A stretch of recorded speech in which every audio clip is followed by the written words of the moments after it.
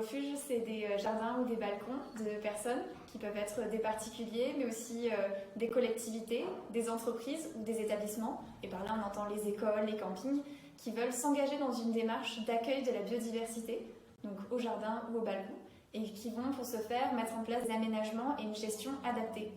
donc pour qu'elle soit la plus respectueuse possible de la vie sauvage. Donc l'idée, c'est que quand on a ces convictions qu'il faut que la vie sauvage, la faune et la flore réintègrent le cœur de la société, c'est une façon de s'engager au travers de son terrain pour que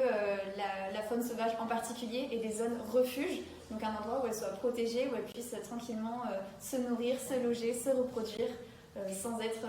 menacée par les pesticides et les autres types de menaces qui l'embêtent habituellement.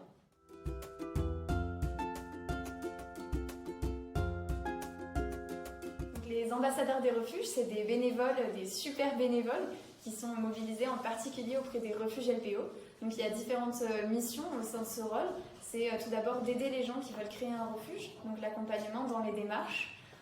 C'est aussi le conseil technique, quel type d'aménagement on peut mettre en place en fonction de son jardin, donc du type de sol, de la flore qui est déjà présente par exemple, ou de la place disponible, tout bêtement. On a ensuite les suivis naturalistes, donc c'est vérifier un petit peu les espèces qui ont pu s'implanter sur le refuge, parce que dans un jardin classique, on a 2-3 espèces généralistes qui n'ont pas beaucoup de besoins, et puis au fur et à mesure qu'on va mettre en place des choses pour la biodiversité, c'est des espèces un peu plus rares qui vont venir s'installer. Et enfin, la dernière mission, c'est la partie animation, donc c'est organiser des rencontres entre les refuges avec les gens qui sont intéressés